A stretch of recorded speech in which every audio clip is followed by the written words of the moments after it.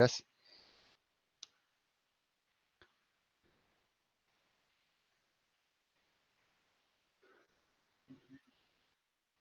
All right. Hello, everyone. Ooh, I have an echo. It's fine.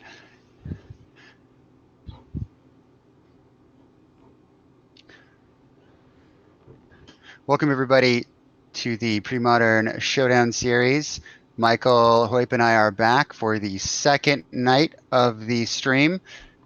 Tonight we have David Daniel versus Patrick Burt, and they have shuffled up and have jumped right in.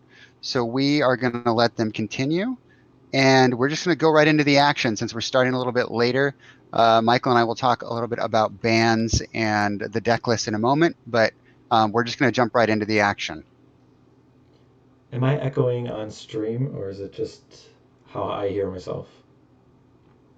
You're not echoing in terms of what I can hear right now.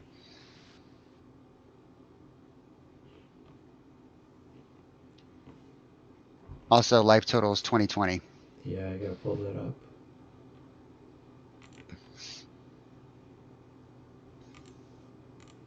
All right, so we've got 2 islands and a swamp from Patrick, and then we've got David with some islands, Llanowar Wastes. Looks like he's fetched, so David is now at 19.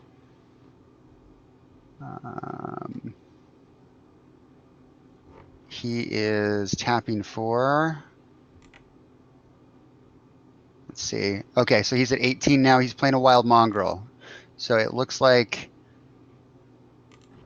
Patrick is probably on Zombie Infestation, and David is on, what's he on? Is he on Opposition?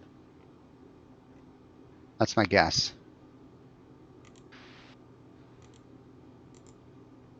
All right, so counter spell from Patrick there to stop the wild mongrel. Follows it up with a Zombie Infestation. So this is a key card in Patrick's deck. We'll have the deck list up later, but uses several cards to recur Zombie Infestation. Put a lot of cards on the battlefield. Plays a Wonder in the deck to give his zombies flying at one point.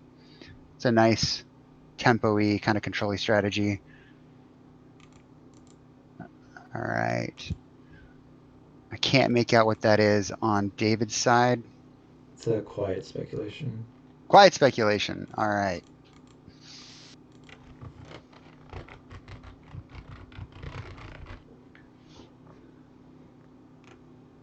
All right.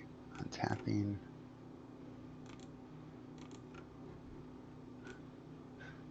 And a mana leak.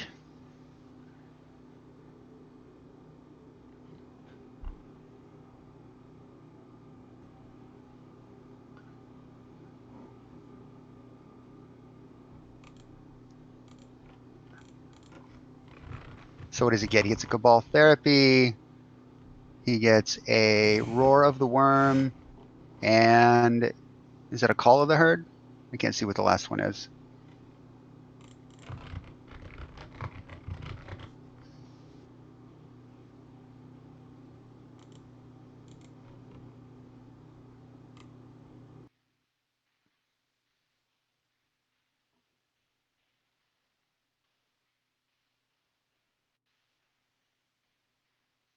Actually, could have been an Acorn Harvest. I think it's an Acorn Harvest. Phil Barros, David's playing an opposition deck.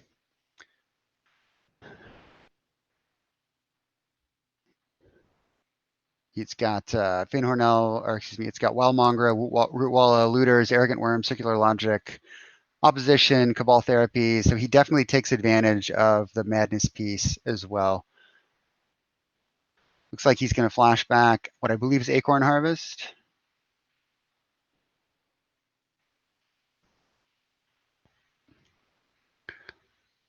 He's going to take a point for that. So he goes to 17, I believe.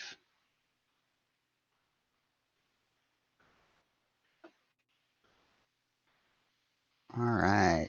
Yeah, it's a cool deck. It's a really cool deck. All right. So a lot of open mana over there on Patrick's side.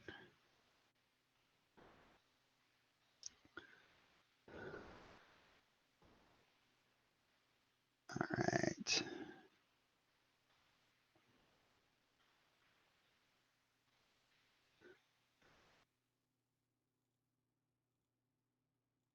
That was indeed an acorn harvest. So David's got his 2 squirrels.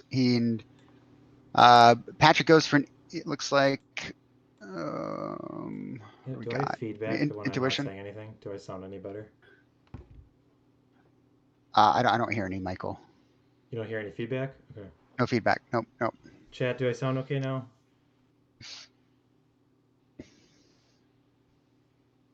I know I'm All using a right. different microphone. I feel like it picks up everything, like on my typing and whatnot, but if I don't think I hear an echo anymore. A little muffled. A little muffled. That's better than an echo. I can turn up the volume a little bit.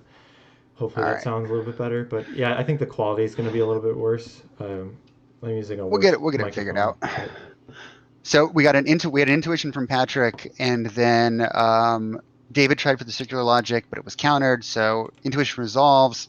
Patrick's going to go and get 3 squee goblin nabobs, and really key in a zombie infestation deck because you can discard them every turn and get more and more zombies. So we'll go 2 in the bin, 1 in hand, and he's going to start his engine. do you know what we're at for life totals? I believe David's at 17 and Patrick's at 20. Okay.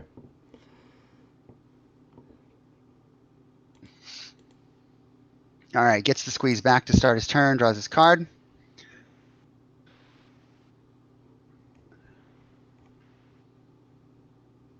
If you're just now tuning in, welcome to night 2 of week 1 of the Premodern Showdown series. Playing Premodern, old person magic, as I like to say.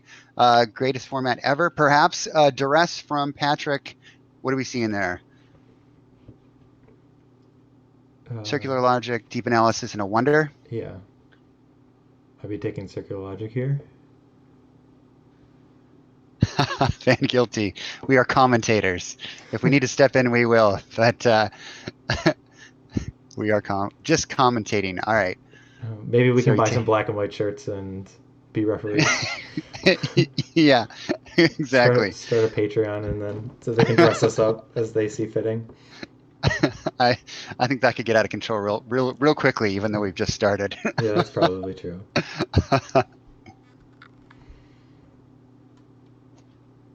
Van Guilty is a friend of mine, Michael. We used to play kitchen table magic about, gosh, 20 years ago.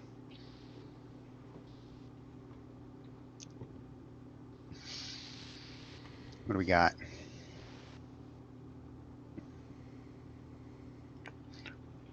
Flashing back Roar of the Worm. It looks like it, yeah. So are some of those squirrels, and 2 of them are squirrels and 1 of them is a worm? Yep, 2 Okay. squirrels and a worm, and those are the Final Fantasy VIII creatures, I believe, based on the Final Fantasy VIII card game. Interesting. Very cool throwback. That card game was very frustrating in that video game. Anyway. All right, so the worm's big enough to rumble. Um, oh, wait. Oh, was that a chain of vapor that came down? So Yep. so chain of vapor takes out the tokens. Okay. Yep. So David had the option to bounce zombie infestation back, but it's not worth it. So he discards 2 squeeze to make a token. So he'll have this engine going and just will be able to churn out tokens. So right now, if the game just keeps going, it's going to favor Patrick. He's going to Correct. swing in for 2. So David takes 2. Yep. 15. Okay.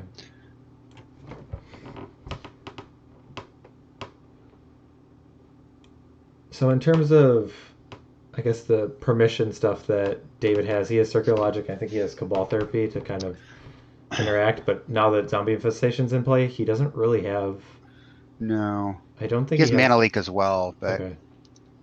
But now that that's in play, I don't think he can do very much. There's no Ray of Revelation.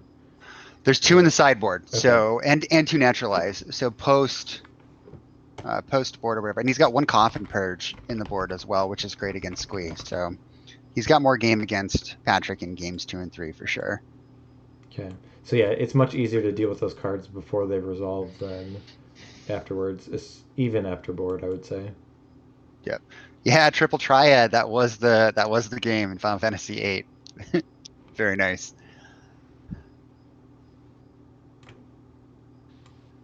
I could hum you the tune, but I will spare our viewers.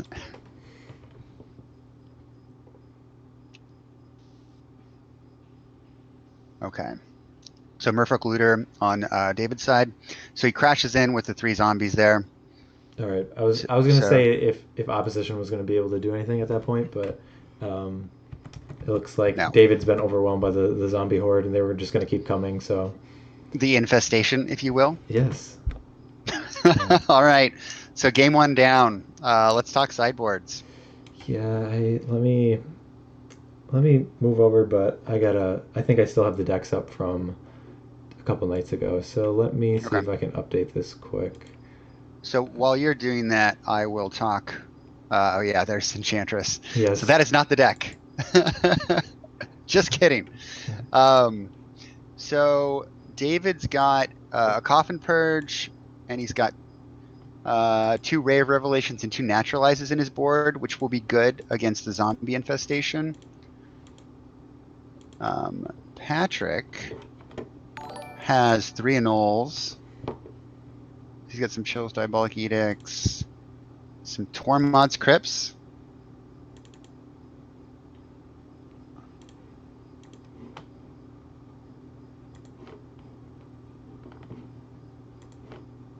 All right, so let's see. So what is he board in?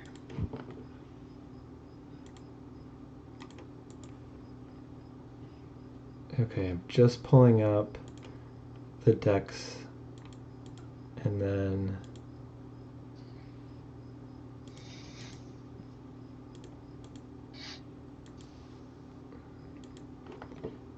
so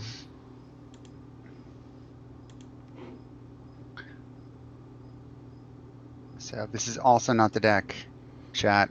This is one of Andrew's. There's one of no, this is Artifact Burn that you just pulled up. yeah, that's one of Patrick's, not Andrew's. Yeah.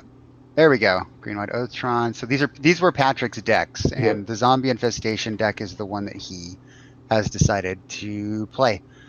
We don't know which deck was banned, so for those of you just tuning in, each player submits three decks, and they get to ban one of their opponent's decks for that night, for that match, and then they get to pick from the remaining two which one they want to end up playing. So Patrick's chosen Zombie Infestation. Michael, do you want to talk about his sideboard options here? Yeah, the cards that look interesting are Annul and Tormod's Crypt. Annul is just something for the opposition because it's just a pretty important card from the deck, but when he doesn't have opposition, then he's just kind of like a blue green madness deck. So I can still see how, even if he is countering the opposition, it's not like he's just in the clear. And then Tormod's Mm-hmm. Crypt, we saw the graveyard interaction with uh, Quiet Speculation. There's Acorn Harvest and Roar of the Worms and Wonders, and an interaction there. So it's kind of like those cards are reasonable. I like Annul more than the Torment Scripts because I feel like a lot of times you're going to get value out of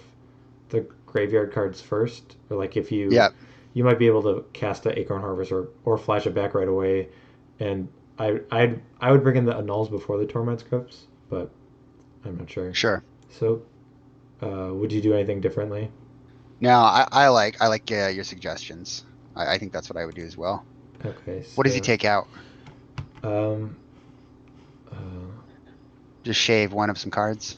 yeah, I mean, I Oh, guess maybe some of the other like I don't know if Daze is a card to take out, but you could just take out some of the other permission and just maybe the annuls just fit in for something against those. So here we have mm, the opposition deck that David's playing, and so it kind of just is a blue green madness deck with like of a little bit of spice in terms of the acorn harvest because he can get those with quiet speculation. He has three copies of those, and then it also has three copies of opposition, which is just a really powerful card and absolutely. has great synergy with Acorn Harvest that you can quickly put like four guys in play and then really take over the game if you get that.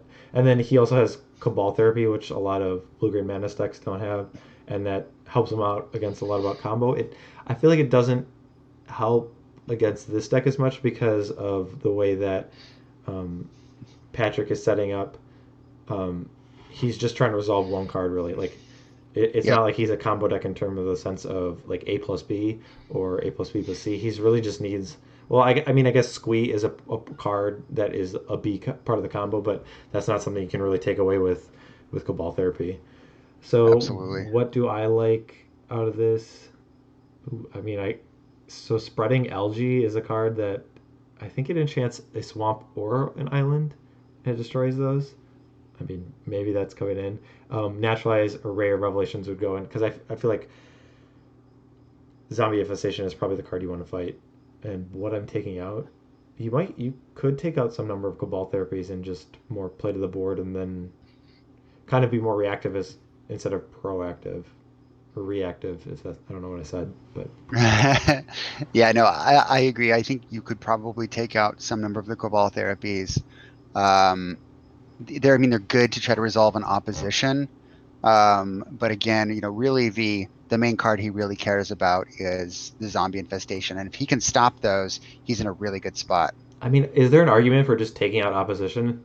Because once Zombie Infestation comes down, I It's mean, just not as good. yeah, because the mana isn't as important, and eventually he's just gonna get enough zombies that he's not able to tap them down. We can let him know that they can start, and then we can switch All over. right, I'll give him the go ahead. Okay. All right. Yeah, I love that he's playing Quiet Speculation as well. I mean, that's just not a card you see played very often, and I, it's so unique. I mean, I've played it only because I played like when I played Blue Green Madness, I just took the decks that were from standard, and that was um, pretty pretty normal to be in a standard version of Blue Green Madness. Hmm. So we got Island from Patrick. We got David Daniel here with a village, and then an island and a mongrel. Earthcraft is definitely not legal in this format, chat. Definitely not legal. I wish it were. What do we got? Is that a chain of vapor on Patrick's side? I can't tell. You see what that is, Michael? Yeah, it looks like a chain of vapor. Okay. Okay, so if you ever played against Blue Green Madness, the Madness enablers are really important to their strategy. So if you're able to keep those off the board, it makes their draws and deck a lot more clunky. So I think that's why Patrick's kind of being so aggressive with the Chain of Vapor. Yep. Plus, I guess if Ooh. he's ever committing Zombie Infestation to the board, it it gives David the option to bounce it back. Okay, so here we see a naturalize that takes out the zombie infestation, and Patrick's going to respond by discarding. Is that two squeeze? I think it is two It's, squeeze. it's Yeah. definitely one of Oof. them. So he's at least going to make a token before it dies. But that's the timing that David really needed is get it off the board right away. Yep. All right. So from this spot, I mean, like if Patrick doesn't have another zombie infestation, then I think I like David's position because he's going to be able to develop more. I mean, he can attack. Yeah, I was gonna say like Patrick can't block with the Basking Root Walla because he just is able to pump it, and Yeah, so and I think Patrick's at 19, by the way. okay, So he tapped the underground river for the zombie infestation. okay, thanks. And now he's at 18. He's going to go down to 18 to play a Cabal Therapy. All right. So what cards are you thinking about naming? I mean, Uh, Oh, I looks guess like that Wild makes sense. Mongrel. I guess that because he chained a vapor, did yeah. Yeah. I'm gonna say. All right. So his hand is two quiet speculation, a mana leak, and an opposition. So he's going to flash it back and take the Quiet Speculations as well. Sure, that makes sense. Oh, wait. Oh, I was gonna say that zombie infestation was sneaking his way back onto the board.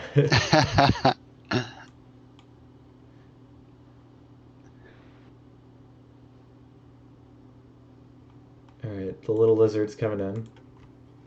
Just for one, it looks like. And then he drew a land, so I guess so he's looking to counter something. Because I mean, I feel like I might attack with Treetop Village in that spot. I mean, he knows So, about. Oh, okay. uh, So that Gush was played by Patrick, and then David used his Mana Leak. yep. All right, yeah. Well, Wow. that's unfortunate for David, been very good for Patrick. So now, because we know he has two squeeze, and so the zombie horde will be slowly grinding and back. David goes down to 17 to take a point for the fetch. Gets an island. And there's the opposition. Yeah, but I mean, like we kind of talked about it. What if Zombie Infestation is already on the board? Then opposition's a little less impressive, and we know he already has two squeeze in his hand. So every turn, at least every turn, he's It gonna gets get a 1/1. worse. So Yep. It yeah, gets worse and worse and worse.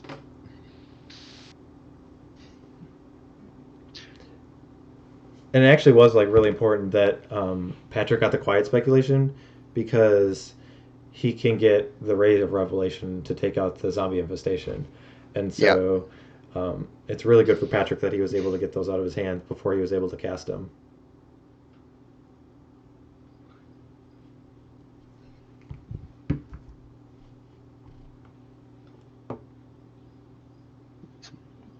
What does David need to draw into here? Just the Array of Revelation and maybe like an Acorn Harvest? Yeah, I mean, Acorn Harvest would stem the bleeding a little bit, but Rave Revelation or another naturalizes. I think, and he needs to draw it too, and like the time Yeah. is slow. So Patrick was willing to pitch two islands just to make another 2/2, and then he also obviously pitched the two squee. It's it's so brutal too. Like Gush is such an insanely good card, and it's so good in this deck. I mean, even though the Gush was countered, he still got the islands in his hand and gets to discard them to put more pressure. Well, and the way the deck is set up um, is doesn't really take advantage of mana, so it's willing to pitch those lands. They're kind of Yeah. just extra baggage a lot of the time. So Treetop Village is activated. So he activates the Treetop Village to block a zombie. Okay. And the Basking Roll is able to pump itself because the Treetop Village can still tap. Um, and so now he's tapping a land. So he got in for two and then lost two zombies. So I mean that was a good exchange. I think Patrick's gonna need to wait, and I think that attack was a little bit too soon. That like if you waited a turn and then do that attack, then you're getting in for six and losing two guys as compared to getting in for two and losing two guys.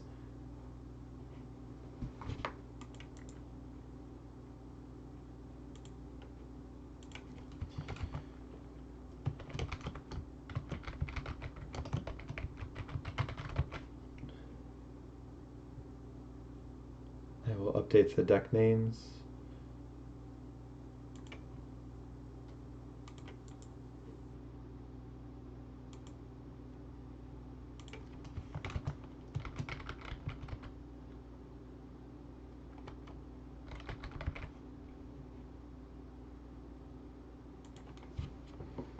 Okay.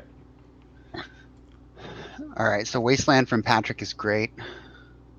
Yeah, able to take out Treetop Village and oh, there's two Treetop Villages at this point now. Okay. Hmm. I was gonna say I thought his only green source after that was the Yavimikos, which could be a little bit painful, but he's got another Treetop Village. Yep. So he's attacking right now, right? Or no, is he tapping stuff down? This is hard. So are we still at 15 to I think 17? I think he was blocking and pumping the Root Walla, It wasn't looks he? like Patrick's at 16, right? He has his life total on dice Yeah. over to the right. Yep.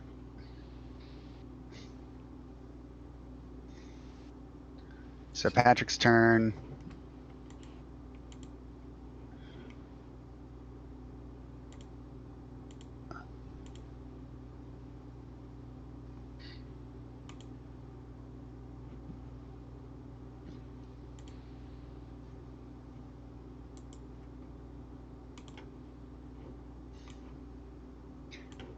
Patrick's deciding what he wants to do. So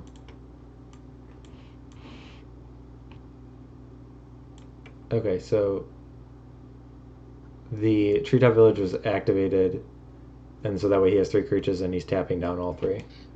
Yep. It's kind of hard without them like talking. I almost like lose track of whose turn it is. So a gush is coming down for Patrick. Yep. So he's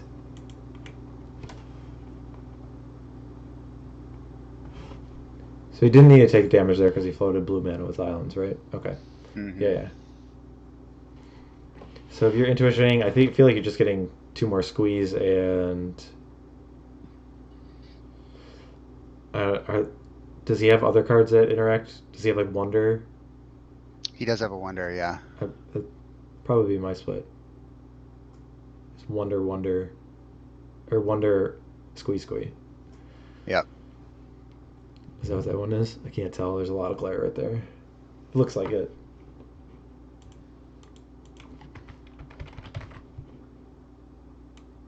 So usually Wonder is more of an aggressive matter and able to like create your creatures to fly over, but it's almost but David has Wonder too, so sometimes it might actually be a defensive measure. But Mm-hmm.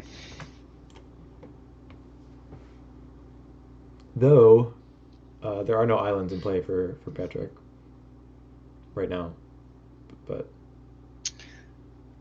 There certainly are some in his hand. yeah. So Shocking. Plays the island. yeah.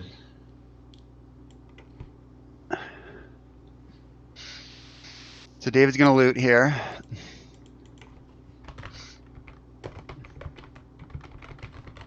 Classic card, Merfolk Looter.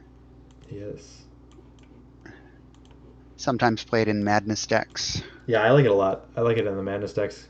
Like I said, the Madness decks are really reliant on those discard outlets, and if you're ever getting into a game where the games kind of draw out, Merfolk Looter is like just one of your best cards. Just drawing an extra card every turn, because you just have so many cards where discarding is either not a bad thing or it's a benefit. So it's almost like drawing 2 cards a turn. I mean, it literally is drawing 2 cards a turn, but. So we got 5 zombies. He discarded a Mana Leak, a Wonder, and 4 squeeze. And 4 squeeze. Oh, good God. Fistful squeeze.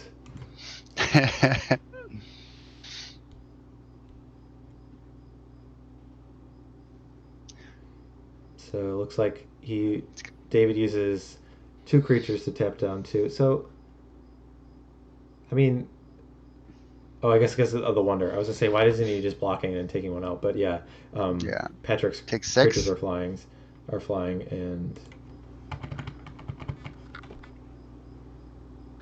desperate loot here. Hmm. Oh, he scoops him up. All right, 2-0 for Patrick Burt over David Daniel. That Zombie Infestation deck is good. Just the synergy among the cards. Well, I mean, it just seemed like it hummed along. I mean, David even had a naturalized for the first one, and then right away Patrick had the second one, and then things just worked really great. I mean, I don't know if I haven't had too much experience with the deck, but I don't know if you don't have that opening, if you fall really far behind, you could see. I mean, I can imagine like if you don't have the Zombie Infestation right away, that you could really fall behind on board.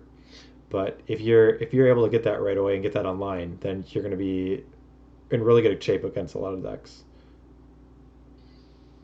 Should we have them unmute? Yeah, so I can talk a little bit. Yeah, I have a different screen. I might have to make some adjustments in terms of how it looks, but let's see. All right, I'm gonna turn their volumes back up myself. Hey guys. I have to. Can you hear me? Hold on. All right. Okay. All right. Went the way that they did.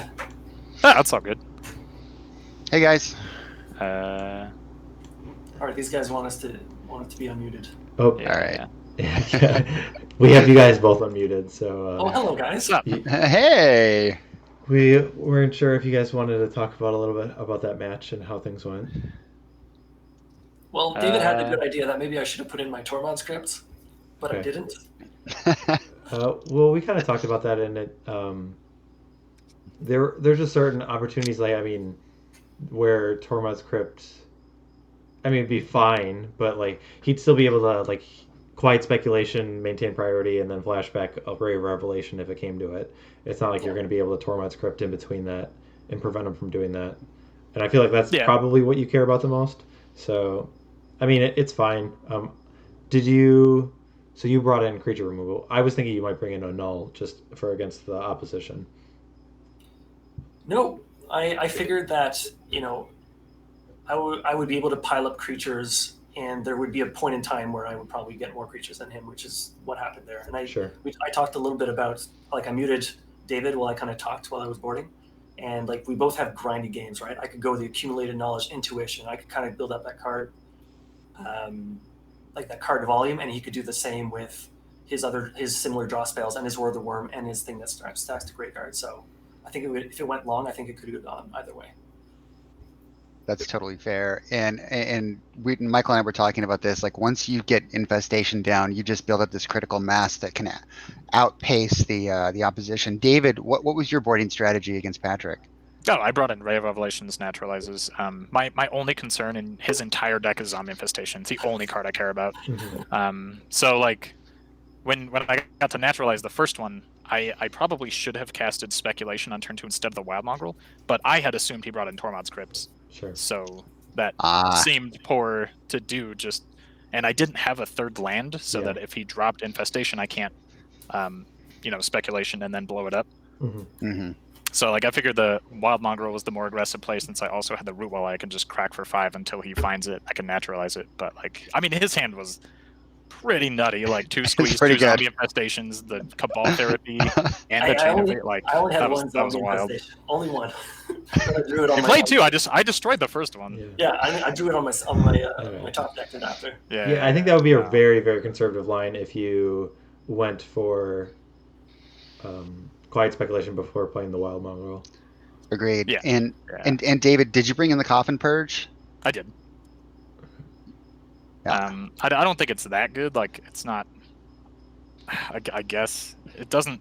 Like the 3 squeeze is what I'm concerned about. Like if he intuitions and gets 3 squeeze, if I exile one of them, it doesn't really slow him down all that much.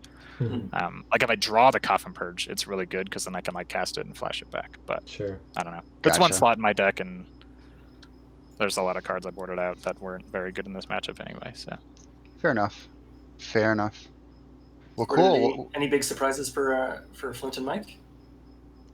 I mean, when we played the decks that we did, were you surprised by the bans? Were you surprised by the deck selection?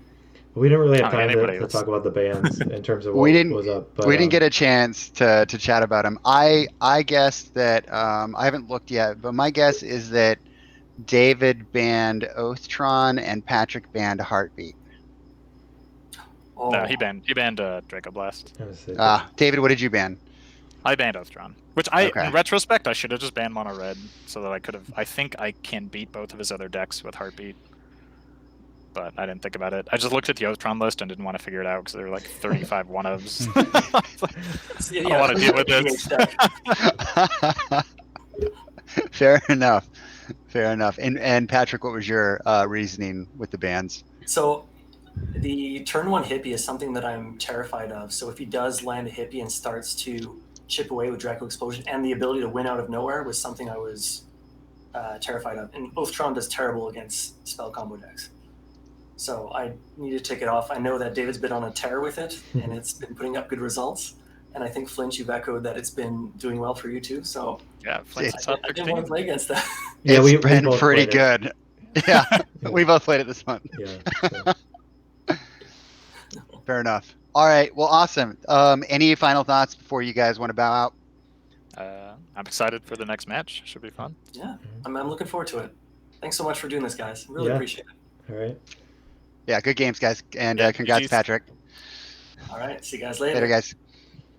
All right. So, Michael, I guess we'll take a little bit of an intermission, and we'll be back in, short, 5 minutes or so to start talking about the next match? Sure. Yeah, that sounds good. So I'll switch it over to our intermission screen, and you'll see some friends of the podcast, some information or resources about Premodern. If you guys aren't aware of any of these, you might learn some stuff. These are good things to learn more about the format or to play the format. So we'll see you just in about 5, maybe 10 minutes. So Yeah, we'll be back.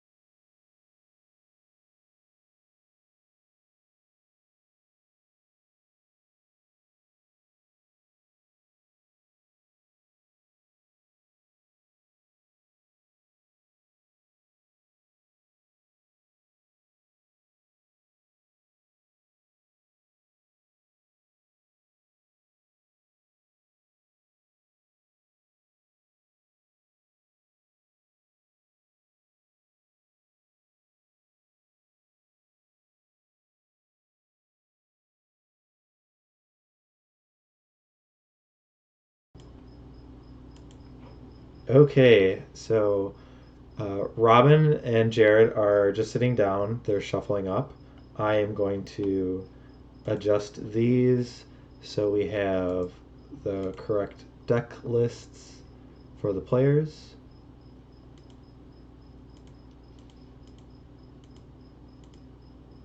Do you want to talk a little bit about what the potential decks are? Will I get these up, Flint? Yes, I can do that. So, let's see. From Jared's side, Jared is running. He's got three options here. He put together a StifleNought deck. It's a blue, black, white StifleNought that he did really well in the last monthly with. He's got red green goblins, which has also done well in the monthlies. Pretty powerful deck. And he's got near and dear to my heart an angry ghoul deck. So of course I'm hoping that's what he's playing tonight because I always love to see that deck see some action. Over on the other side for Robin, we've got Full English Breakfast, arguably one of the hardest decks to play in the format. Also probably one of the most powerful combo decks, if not the most powerful. He's got the Rock, so the tried and true. And he's got his zombies, his beloved zombies deck, which is also a very powerful deck. So we both have tribal decks on both sides. We have combo decks on both sides. And then we've got it's the good old Rock. Okay, so I'll just skim through these quick. So for Jared, we have the red greens goblins list. This is pretty standard in terms of a goblins deck. There's not anything really crazy going on. So the StifleNought, this is one that Jared's kind of been tuning, and you can always play like a million different colors in StifleNought, and so he's opted for blue, white, and black. And so the black gives him Duress, which is just a really good proactive card in terms of taking away cards that might be able to get rid of the Dreadnought, like Swords of Plowshares, or Permission, so that you resolve it. But it just kind of also gives you an idea of what you're playing against and gives you a lot of information, which you can take advantage of how aggressive you want to be, or how if you have to get more permission. And also it works really well with Meddling Mage, which obviously seeing your opponent's hand gives you a lot better idea of what you should name with that.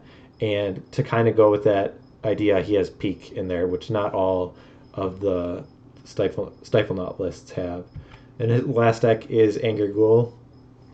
So if you're not familiar with this deck, it's looking to put Hermit Druid into play, which is a 2-mana 1/1, and it for a green and you tap it, it will reveal your cards from your deck until you get a basic land and put the rest into your graveyard. Well, this deck does not have any basic lands, so the entire deck will go into the graveyard. And how it wins from there is if it's on the turn and it has extra mana and it has a Reanimate or Exhume in hand, it will play that and reanimate Sutured Ghoul, which will exile creatures to build its power and toughness, and it will be haste thanks to Dragon Breath and kill on the first turn. But it also has the option to activate Hermit Druid on the end of turn and then flash back a Corrosion Reclamation to shuffle back reanimation spells. So it's really powerful. If you can't remove a Hermit Druid, I'm really scared of this deck. So let's quick go over to the decks of Robin. So Full English Breakfast, if you're not familiar with this deck, it's really revolves around Volrash Shapeshifter and Survival of the Fittest. And what the Shapeshifter does is it has the abilities and power and toughness of the top creature card of your graveyard, or the top card of your. If it's a creature card, it has the abilities. So there are a lot of different things you can do with this deck, and it's super powerful. And you can win by turning into the Shapeshifter into Phage, so when it deals damage, it just kills the opponent. Or it has the combination of the Phyrexian Devourer and Triskelion to kill someone out of nowhere. The Rock is just a solid black-green control deck with discard spells and then reactive spells like Pernicious Deed. He has 2 recurring nightmares, so he's kind of got that engine for value. And then Zombies is a deck that's kind of one of Robin's babies. He's done well with that in the monthly open. And it's just a tribal creature deck that actually has a surprising amount of reach with Shepherd of Rot and Gempalm Polluter that can kill people outside of the red zone. do we want to make quick predictions, Flint, what they're going to ban? Yeah, sure. Let's see. So if I were Robin, I would probably ban Angry Ghoul. And if I were Jared, I would probably ban Full English Breakfast. Okay, I'd do the same. I guess I for sure would ban Full English Breakfast from Jared's perspective, but I'm trying to think if I would ban StifleNought. Um, the I just think he's got more game against StifleNought. Like if you look at his board, I think he's got a lot of naturalizes. He's got a Yeah. lot of ways to destroy creatures and artifacts across the rock and Full English Breakfast. Yeah, I think I would ban the Angry Gold deck. All right, let's jump over the match. If you want to let them know that they can get started. Yep, I'll let him know right now. And then we can figure out what decks they're playing. Yeah, someone's talking about hoping to see the rock because the games are interactive.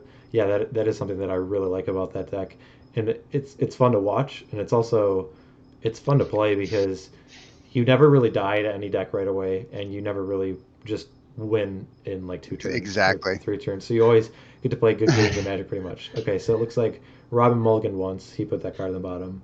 Yep. And Robin is on the play. He won the die roll. Okay. Oh, I'll update life totals. Oh. Looks like Robin is on zombies, and that's his pet deck. He's very good with it, so this will be interesting. Okay, so player 2. What do we got? Cabal Ritual? Cabal Therapy? Cabal Therapy, yes, thank you.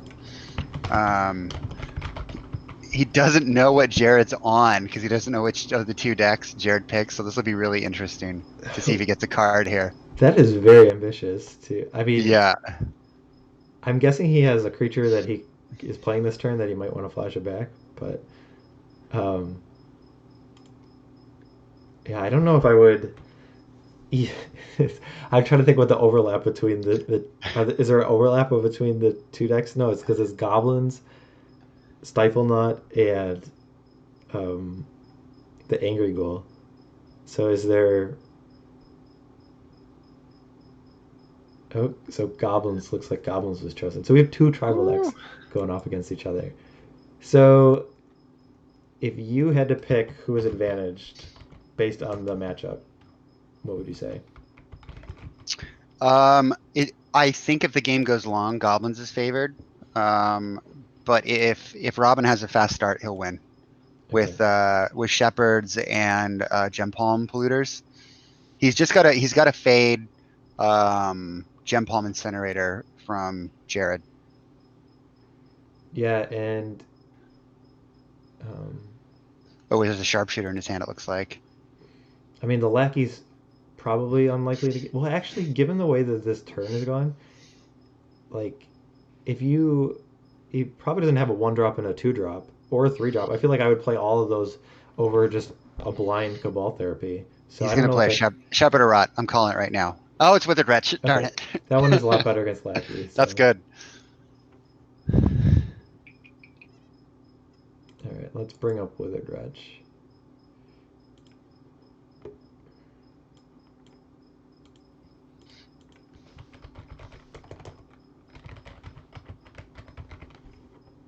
So Jared's at 19 from fetch. Okay. And he plays the turn 1 Lackey.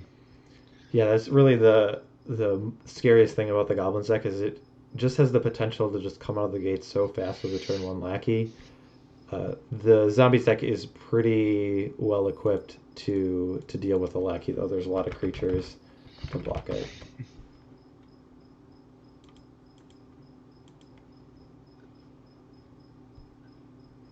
So he follows it up with a Shepherd of Rot. Robin does.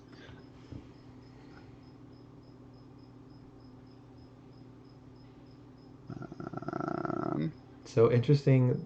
They both have Wasteland, right? And so yep. Jared knows that Wasteland is the only target in for his wasteland to hit, but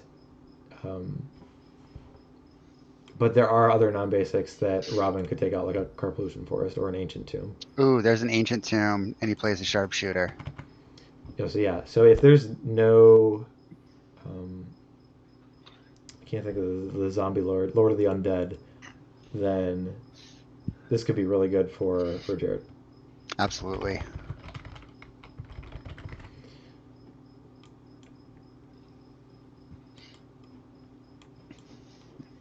And even if a lord does come down,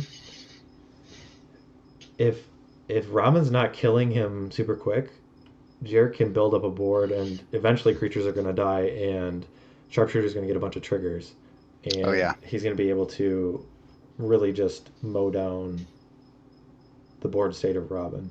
So I'm liking where Jared's at right now. So a flashback Cabal Therapy, he's sacrificing the Shepherd of Rot, which is probably saying that he doesn't have a Lord of the Undead because he's like, I want to get rid of this 1/1 before Sharpshooter comes online. So what did he take out? Goblin King? Goblin King. Yeah. So, and I mean that makes sense because if Goblin King came down, then Lackey would trade with a Sharp or a Withered Wretch. Yep. And you're not too afraid of Pile Driver right now. I mean later it might be a problem, but I think you have to take the Goblin King. So no follow-up from Robin. So what has he got in his hand? Maybe a Polluter, maybe another Withered Wretch, maybe a Lord of the Undead. Yeah, I mean it's it's double plaque spells for sure. So Mog Fanatic was a great draw for Jared. He's able to use it in concert with the Sharpshooter to take out the Withered Wretch. Yep. And now the Lackey's going to connect. So is he dealing the damage? He's dealing the damage to Robin then, right? Because he's saying, okay, I'm going to sacrifice this to you and have a trigger for the Goblin Sharpshooter. In response to the trigger, I'm going to deal a damage. It's going to untap, and then I'm going to deal damage, and it's going to untap. So Robin is at 19. It looks like Robin has a little bit of questions about how that works with the stack, but that is how it works. That you can do it preemptively. The trigger will go on the stack if Goblin Sharpshooter is untapped. Yep. All right, Lackey connects. Robin's at 19, and what is he dropping? A Pile Driver. Pile Driver. I mean, it could be a lot worse, but yeah, here we see. I mean, that Wasteland, it's not. I mean, it's fine. I mean, because the Ancient Tomb's gone too, so and Robin can't take advantage of Wasteland as much because a lot of his cards are double black. But I mean, maybe if it's keeping him off of other things. So 1, 2, 3, 4. 4 damage. Yep. And man, did he draw a lovely goblin to come into play? A ringleader, a war chief. Okay. War chief, goblin war chief. Yep, very good. He would prefer a ringleader, obviously, but okay. So Robin finally draws a swamp and does play Withered Wretch. So that must have been what he had in his hand. It's not looking good for zombies. I think this game is over. So he's blocking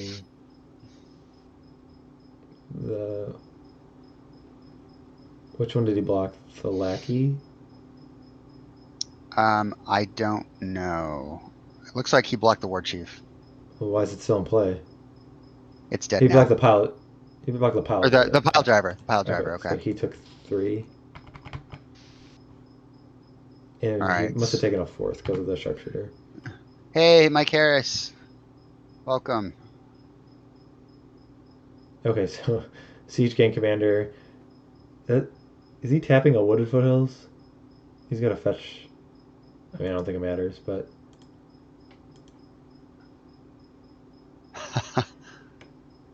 I guess he's maybe just shortcutting, hoping that.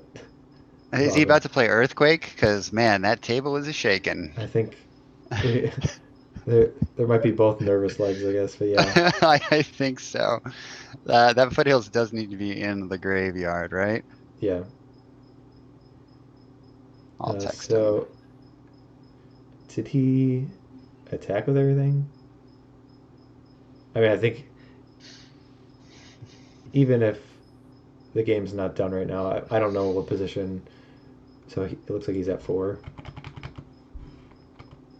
Yeah, I mean, Jared's just going to be able to untap, and if the Sea Chain Commander is still on the board, then he's going to be able to, He's scooping him. yeah, deal 4 damage via that. So, okay, so we Scooping him saw up. the goblins.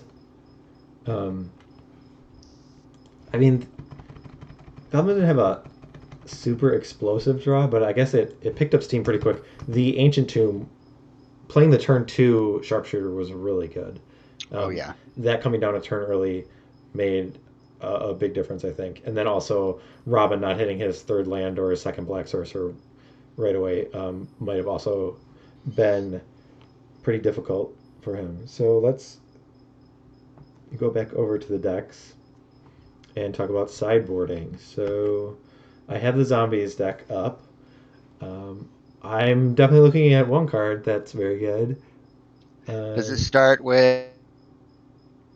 Oh, Flint needs to refresh. It looks like.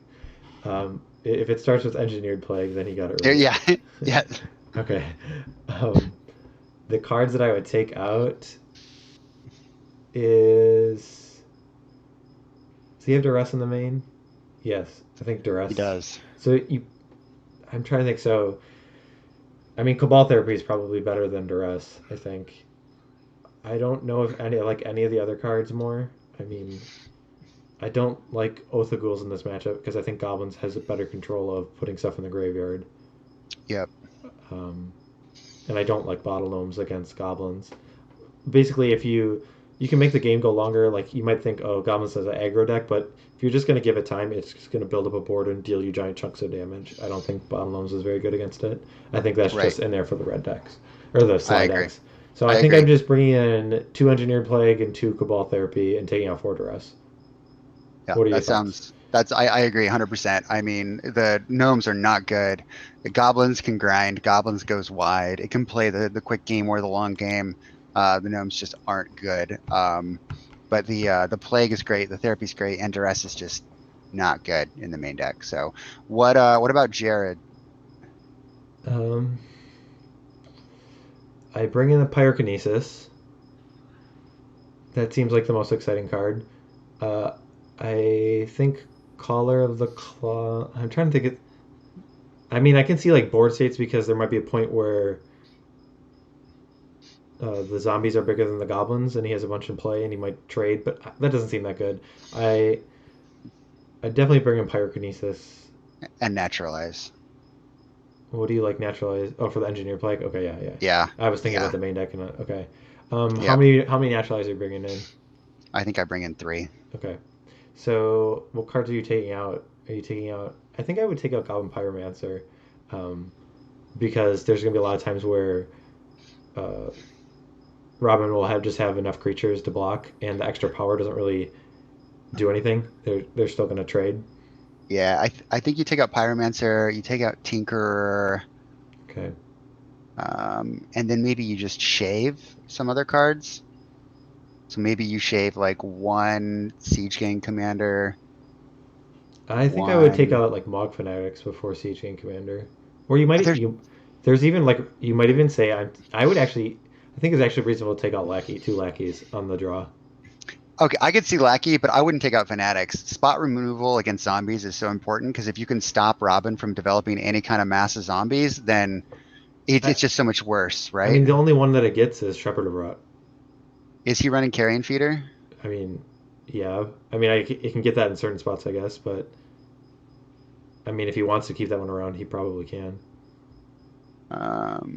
Actually, he's running 2. Okay. So there's 6 targets. I don't know. I like it with Sharpshooter. I like it to get those 6 zombies. Yeah, I mean, I don't think it's that good against the zombies, but I do like it with the Sharpshooter, and I think it's fine. I think I actually would take out Goblin Lackey on the draw. 2 of them. That's fair. So yeah, I'd be taking out Pyromancer, Tinker, and 2 lackeys on the draw, and I think on the play I would swap those for Mock Fanatics. All right, let's switch back over to the match. Yeah, You want to let them know that they can get going? They're still shuffling up a bit, I guess. They're still shuffling up a bit, yeah. So.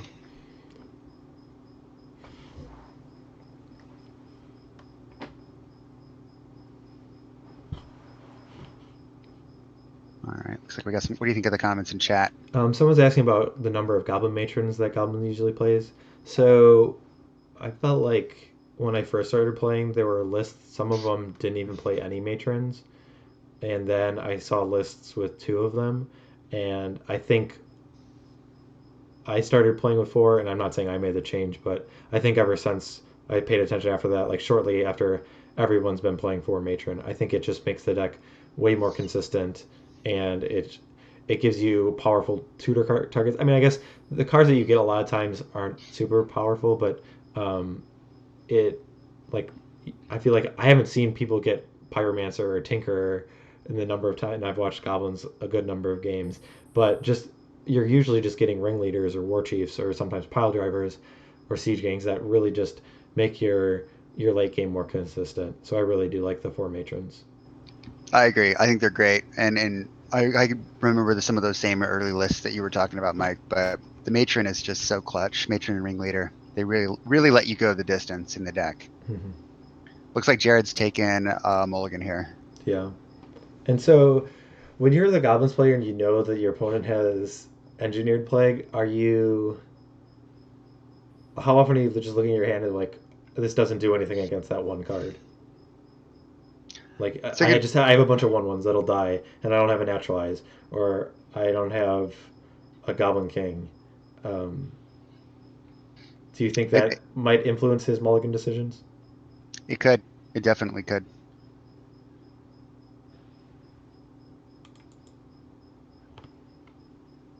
So yeah, I think Engineered Plague is the card I'll bring up, because I think that is the pivotal card. Yeah, I mean the Goblin King helps against it, right? But I think he only has what, 1 king? I think so.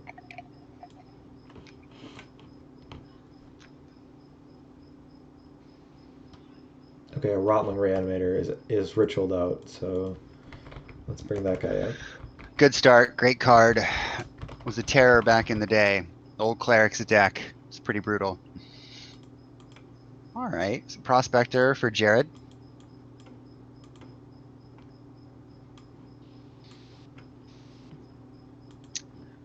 And a Shepherd of Rot, so good follow-up. So the Reanimator came in. Yep, and it Zombie Cleric, so Robin's in a really good spot here.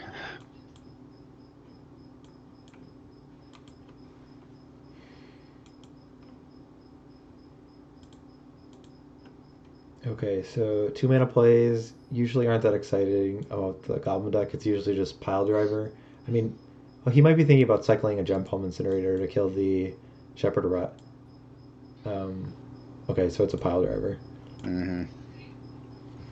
I guess he also has the option of sacrificing the Skirk Prospector to play like a War Chief. That wouldn't be a necessarily bad play. There's not that much removal in Robin's deck. So Wasteland comes down, but there aren't any non-basics right now. And a Withered Wretch is... Also a Zombie Cleric. Yep. Really strong start from Robin. But I mean, I don't think it's like in a position where... I mean, I don't even think... I mean, I think he's maybe slightly advantaged, but if he's not attacking right there, why didn't he attack? I don't know. He's got to pressure Robin's life total with that Shepherd in play. You got... Wait, I'm talking about Robin attacking Jared. Oh, I don't know if I would. Would you? Would you not want to trade like a Rotling Reanimator for... I wouldn't trade a Rotlong. I'd trade a Withered Wretch, but Well, he he just just played played that. the He Wretch. can't attack. Yeah, I think he wants to keep the Rotlong because he can just sit back and Shepherd of Rot and then wait for Jared to attack in and block with his Withered Wretch and get a zombie token from it, and Yeah, but even his Rotlong if he needs to. I don't know. I think the longer the game goes, the more advantage that Jared has, and if there's more goblins in play, then also that's a way for Robin to lose. Also, it looks like life totals because he did Rotlong or he did Shepherd of Rot. So I think Robin's at 17 and Jared's maybe at 15. Yeah.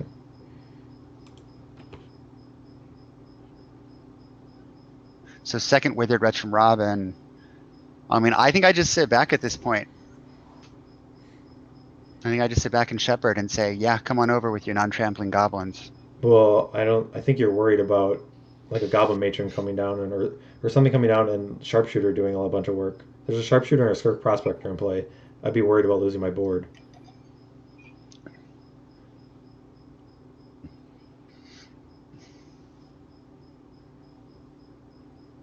So did he use the rot right away?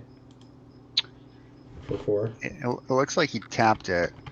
Yeah, so I mean, it's I guess 11 he's to 13. doing that before the sharpshooter is active. And now here's an attack with just the All right, so the withered. He takes it. So Jared's at 9. Okay. Much more interesting game this time around. I don't know. I feel like I kind of like Goblin's position from here.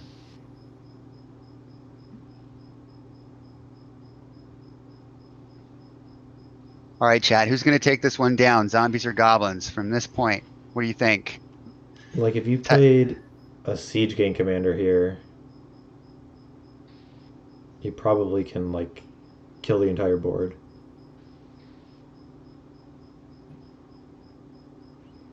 Because you'd sacrifice the pile driver to add a mana. You'd have 1 trigger. You'd get siege gang and 3 tokens. This is a jump home incinerator. Yeah. So he's probably taking out the Rodling Reanimator. Take that one out first. Yeah. And let's see if... Yeah, I guess... And now obviously the Shepherd Rot's going to go.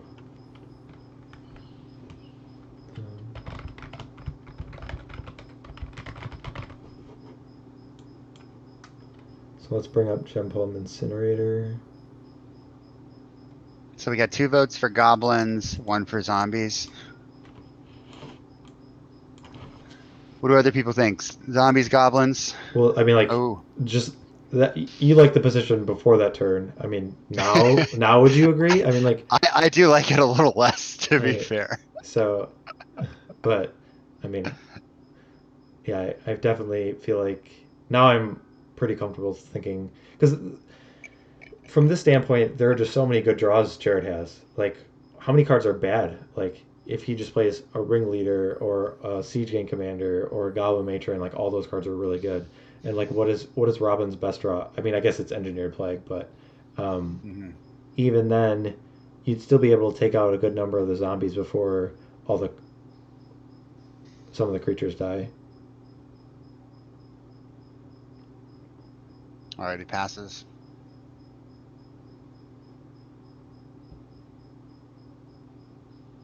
And like even the spot, like I don't even think you can attack, because if 1 pile driver would trade for, so let's see, 1 damage, 2 triggers, 1 would die right away. You'd have you definitely get to kill 2. I think you might be able to kill all 3. So if you block 1 with 1 pile driver, that zombie would have 1 damage on it, and there's going to be 2 untapped triggers. So you could be able to shoot the 1 damage, and it would untap right away. So you're going to have 2 triggers to take out. So you tap it once, then it untaps. Tap it again, and it's going to gain another one. Yeah, so Jared should be able to kill all these zombies with just 1 pile driver dying. Yeah, I see. Let's see. Blocks 1, shoots 1. Gets more trigger. Yeah. Wow.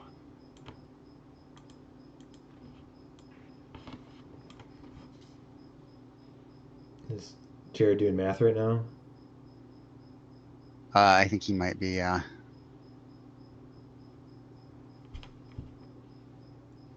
I mean, I didn't mess my calculation up.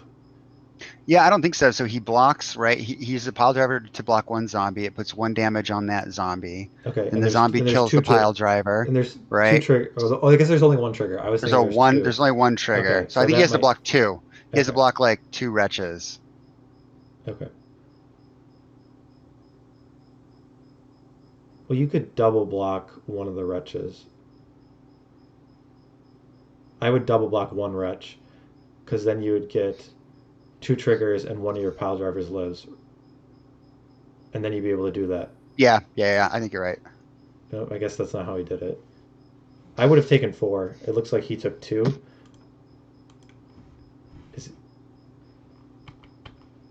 Yeah, he took 2.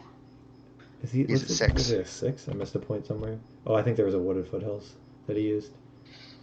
Oh, the bottle gnomes. He did board him in. Yeah, I don't like that. Wait, why are the zombie tokens still alive? What is going on? Did he just not use any of the death triggers? Oh, the zombies died, but He didn't kill the other one. I don't know. That combat, I think, could have been a lot better for Jared. I think from that attack, I would have double blocked 1 zombie. There would be 2 triggers, because 1 pile driver is dying and 1 of the zombies is dying. And then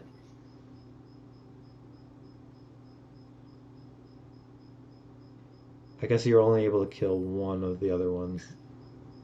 Siege Gang here from Jared, by the way, as a follow-up. Okay, so he sacked the Skirk Prospector, though, to do that. He did, yeah. But, I mean, from this board state, if Engineered Plague's not coming down, then I really like Jared's position. It is a good question, Gracefully Balding. So maybe there was a card that was worse than Bottle Gnomes. Maybe it's Carrion Feeder, to be fair.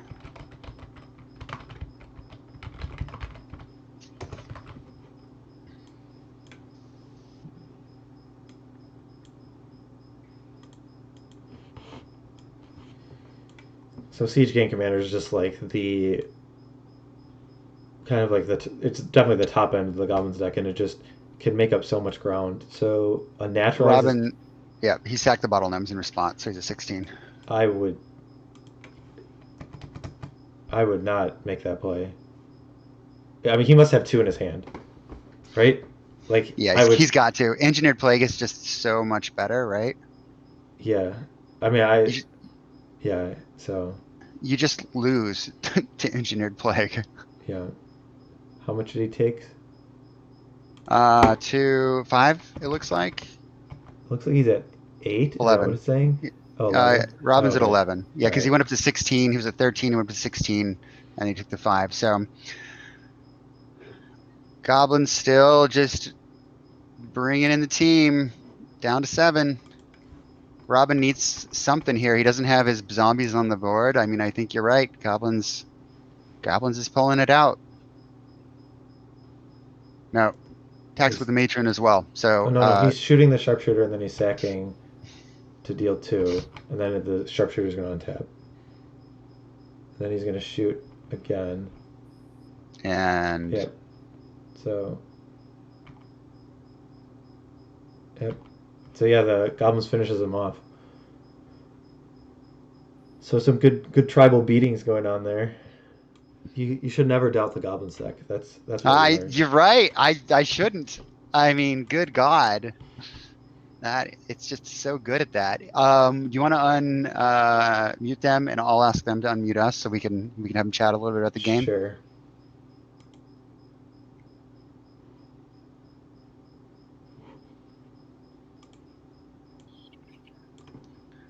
All right. I think to have zombies show up. Unmute us. Okay, I'll unmute them. One moment. Get my hands back.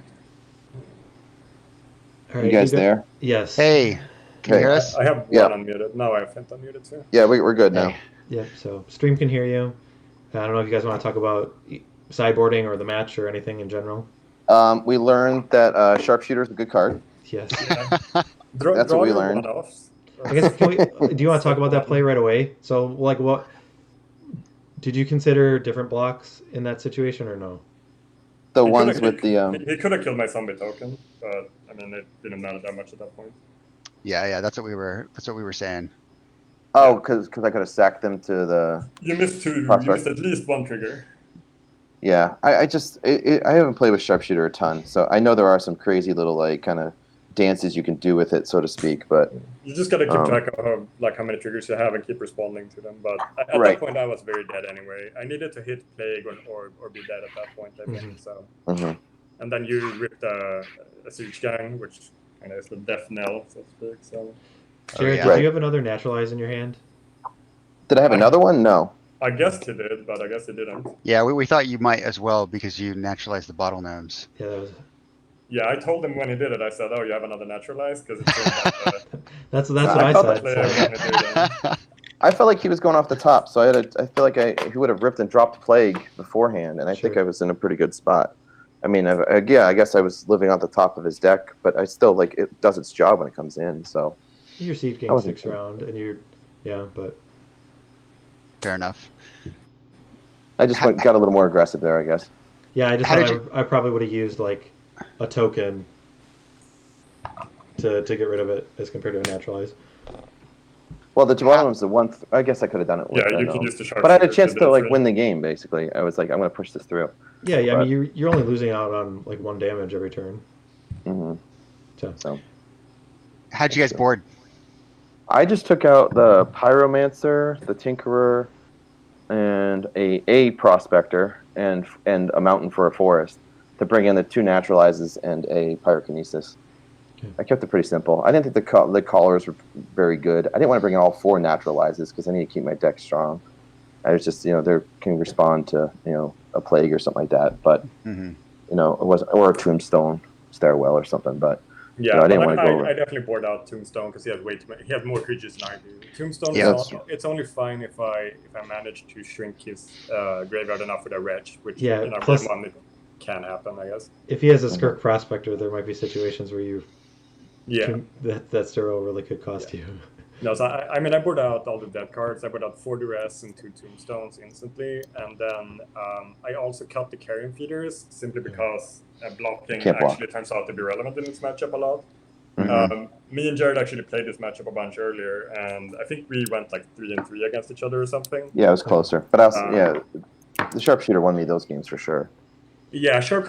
I know his deck. I would never have picked Goblins if I hadn't seen his specific Goblins deck, but knowing he only has 1 Sharpshooter and in his sideboard he has 1 Pyrokinesis, it's very much like, okay, he has these 2 cards that are superb against me, but without those, it's just a grind fest and it's fine, Like, it's a fine matchup. I think it's close to 50-50. You don't have that much removal in your Zombies deck, though, right?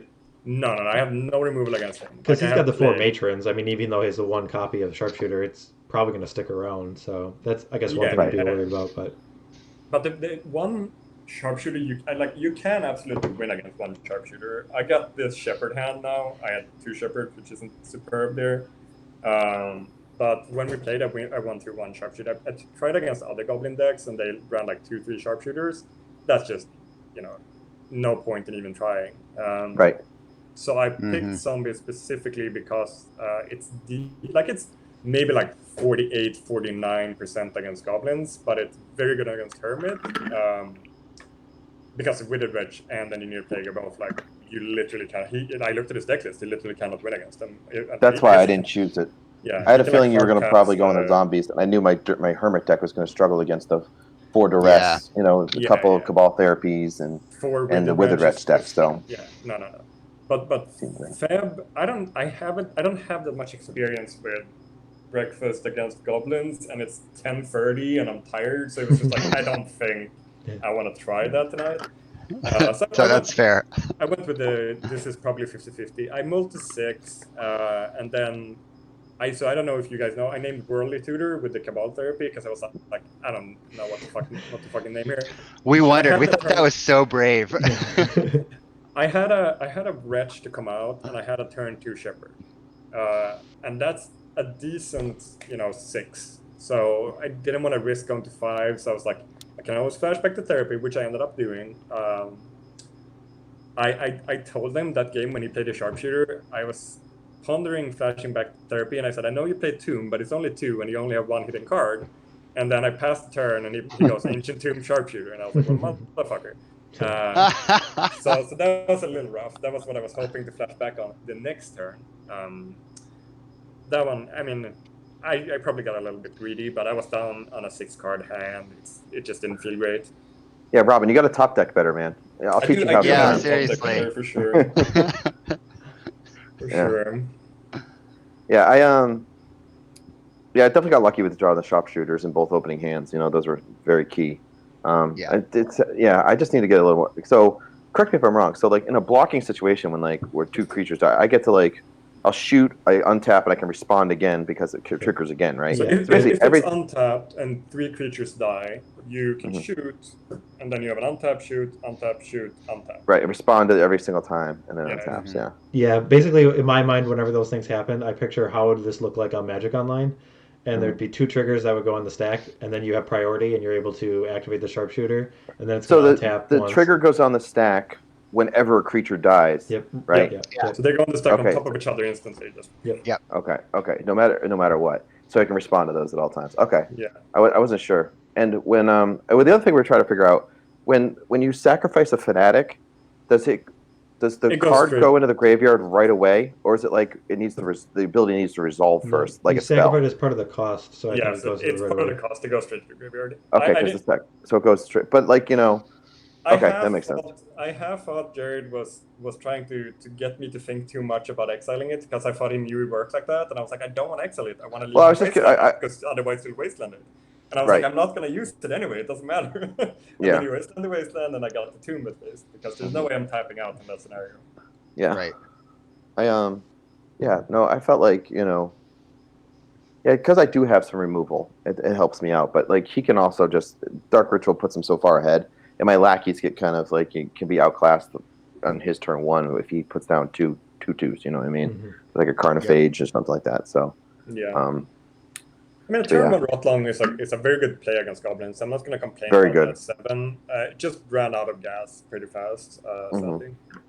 It seems like the way that the zombie deck needs to win against goblins needs to play 1 or 2 guys in the first few turns, and then have like a Lord of the Undead, and just keep attacking, and then can close out the game with either Shepherd or Rot or Jump Home Polluter. Because if you're not able to like keep attacking or pressure, then I think Goblins is going to take over the game with like. So it's usually fine to not keep attacking if you have a Shepherd and they don't have a Sharpshooter, because then you just need to get 1 or 2 attacks in. They usually don't have fantastic attacks at that point. And if they have a War Chief, I might be a little nervous, but. Yeah, if they have a Warship, yeah, for sure. But like you said, there's usually you lean on the 4 Rotlongs and the 4 Lords. Like that's the backbone, because that's the value too. You can just block or attack with a Carnophage over and over and bring it back with the Lord, stuff like that. And Rotlong is also a lot of value. So you just got to try to get the value that way and keep shooting them with Jump Homes and Shepherds after a few sneaky early attacks, basically. Right. Okay. But it's a tricky matchup to navigate for sure.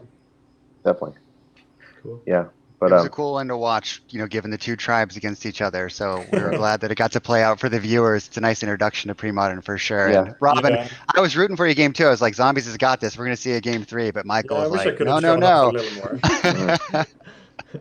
Yeah. The Siege King just gives so much reach and value. You know what I mean? It's just so good. So good.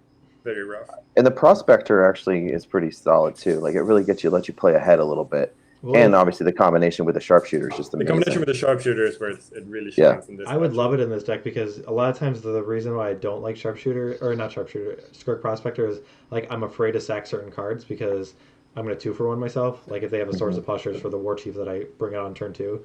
But in this matchup, that's probably, there's not really any interaction spells, so I would love the it's also just a very good card in a 4 matron deck. Like get a little extra use out of those matrons. Yeah. So. Oh yeah. They're just definitely. Yeah, that was a big turning point for me when I figured out, like, with the matrons and the prospectors, you get more value out of those matrons, because a 3-mana 1/1 is crap, but when it can be sacrificed for Siege Gang, prospectors, you know what I mean? Like it goes a lot further. Yeah, sure. I mean, I think Goblins decks they need to run 4 Matron. I remember Absolutely. like a year, maybe even 6 months ago, it wasn't set, but at this point, I'm pretty sure everyone does it. We had that exact conversation. Yeah. Someone had asked about it in the chat, and that's pretty much the explanation that I had. Is I feel like really early lists had 0 to 2, and now all of them have 4. That was nuts. Yeah. Because you'll play like a little package like that. I play a sharpshooter, I play a tinkerer, I play a pyromancer if you never need to just get there, and like and you can shave to like 2 jump on main instead of feeling like you need to play 4 shit like that. Like it just feels very good. I played goblins just like I played it 1 monthly, so I have 5 games. That's it. But Matron is just so good.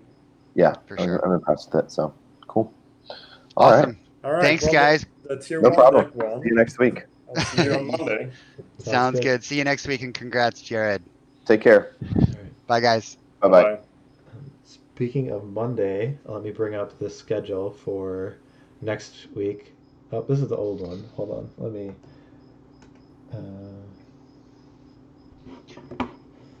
Yeah, so if you're still around, chat, we're gonna bring up the schedule for next week. You see who's playing on what nights. And Michael, you're also gonna post all the deck lists moving forward, right?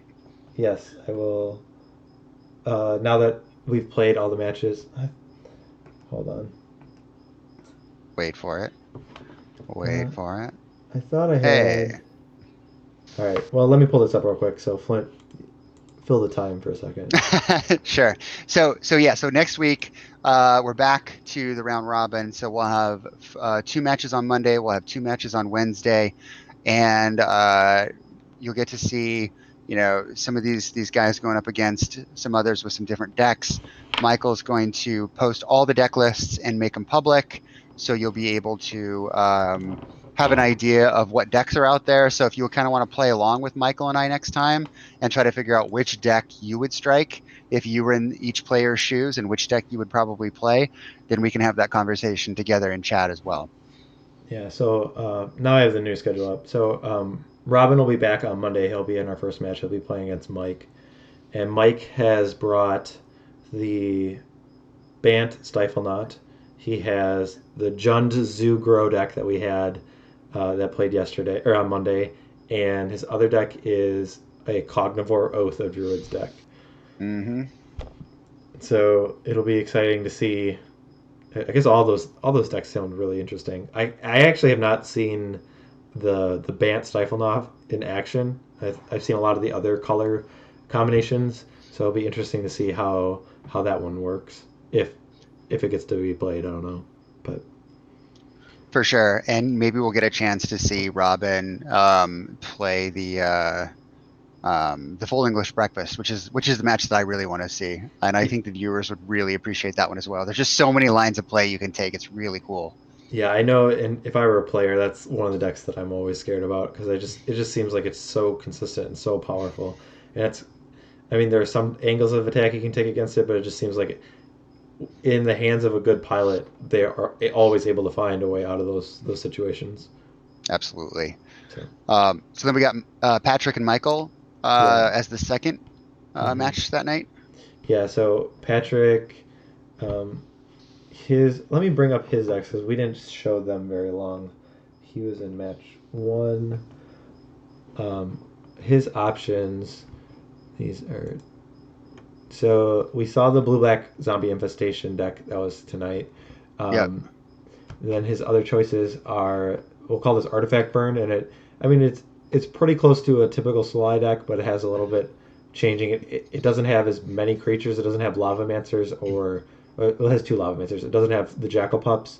It has other artifact sources of damage, like with Black Vice, and then 3 Ankh of Mishra are the other card that might be hiding behind that shock. So it's kind of just a different take of Sly, and I'm actually not exactly sure what advantages or disadvantages of this deck gains. I guess one advantage certainly seems like it's a lot better against Circle Protection Red, given that it has Ankh of Mishra and Black Vice and Fish Scroll. There's a lot more ways to deal those last few points of damage. But I'm excited, I guess, in terms of all Sly decks go. This is one I haven't seen this style as much. So his last deck is something that Patrick's kind of known for, is his green-white Oathtron deck. So what's going on with this deck is it can either play Oath of Druids and then bring up a Spike Weaver, Feeder, or Phantom Neshoba. Or if those things don't go as planned, then it just has the backup of getting Ursatron in play and you like cycling to create justice, or maybe casting that one Phantom Neshoba. Or I mean, it can use Living Wish to either complete the Tron or get a Phantom Neshoba from the board. That's really the only really giant creature it has. But it's kind of got the idea of here's an Oath of Druids. If it's going to trigger right away, great. Then I'm probably way ahead. But if not, then I have a pretty decent game plan of going on of just assembling a bunch of mana and Living Wish for a threat. And a lot of the deck is, I'll call it air. I don't know. But I mean, it's got these eggs and these Sungrass Egg and Chromatic Spheres and Barb Sextants.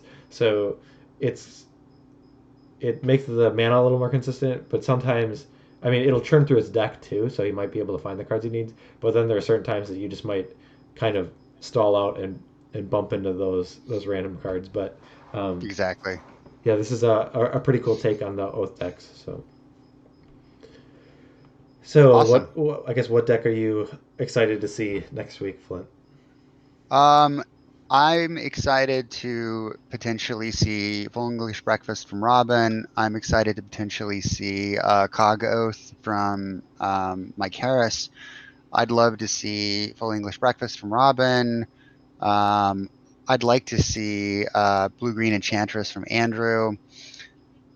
So just basically like all the combo decks. So those are the decks I always love to see because I love to play them. But would you like to see Full English Breakfast from Robin? You said this deck twice. You said it twice. So there's this deck called Full English Breakfast. It's got everything. Yes. So in case I haven't said it, let me just third time's a charm. Please play Full English Breakfast Robin, and I'll leave it on that. What about you, Mike? Yeah. I would like to see. I want to see the StifleNought deck, the Bant one from Mike. I don't know if he'll get the opportunity to play it because it's kind of one of those decks. I feel like the deck that someone's known for, you're more likely to ban because they're more experienced with it. But and then the Full English Breakfast. I do want to see that one. I do enjoy it. So if there's anything you guys are interested in seeing, you want to sound it off in chat. I guess I'll quickly go over some of the slides that are up here. The monthly webcam tournament is something that most of us play every month. It's where all this grew from. And if you're interested in playing, you should join the Premodern online play group on Facebook.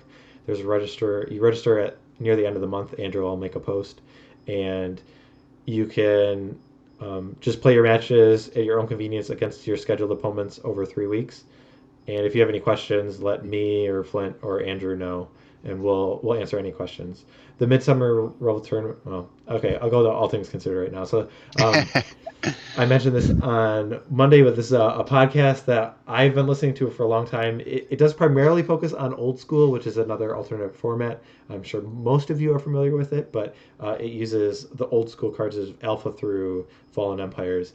And Brian Malakis is the host, but he also talks Premodern some of the time. And Premodcast is a podcast by Andrew, Mike, and Jared, all members of the Showdown series. They talk a lot about Premodern. So that comes out between every 2 and 3 weeks. So the Mythic Society is someone that's been hosting tournaments. There are now tournaments twice every week, Wednesdays at 7 p.m. Eastern and Fridays at 1 p.m. Eastern. So if you're interested in playing those, what you need to do is you need to have a subscription to their Twitch channel, the Mythic Society, and then you're able to play in any of their tournaments. And they have a lot of different formats. You should check out their website. They have a lot of different Magic formats that you can play, and you're able to win store credit to the Mythic Society if you play and do well in those. And so those are recently just been starting, so we're looking to grow the Magic Online community for Premodern. Here's the Midsummer Revel. It's probably going to slide off again, but I'll talk about it. So Jared, who we saw play the Goblins deck just before, is hosting a one-day webcam tournament this Saturday. So it is going to start at 9 a.m. Eastern time, and there's going to be Swiss rounds, and where they're going to be scheduled kind of like closer to like a normal paper Magic tournament. And we're going to play some number of Swiss rounds depending on the number of entrants, and then we're probably going to cut to top 4. So if you're interested in joining that, look on the Premodern Online Play group. Jared's posted a link. You fill out a Google form with your name. You need your deck photo to register. There's also a $10 registration fee that you can pay to Jared, and all that money will be forwarded and donated to it's a COVID relief fund. I forget the name of the organization. When it comes back, you can see it. But so it's a way that we're using the community to donate to a cause that we can all relate to, given the situation that the whole world is in. So the Partners in Health COVID Relief Fund is where the money will go to. So definitely a good cause. Definitely a good cause. And it should be a fun tournament as well. Nice back-to-back rounds. You get a lot of games in, get to see a lot of the format. These tournaments don't come up often, but it's one of the, silver linings, I guess, of all of us being, sheltered in place, is you can still get some good games of Magic in, meet a lot of people from all over the country, perhaps world, and just have a good time. All right. And that pretty much wraps up our episode. So we thank you all for tuning in. Once again, the episodes are on Mondays and Wednesdays, starting at 9:30 Eastern. So we'll be back on Monday, and we hope to see you there. Thanks, everyone. Thanks, everybody. Take care. Good night.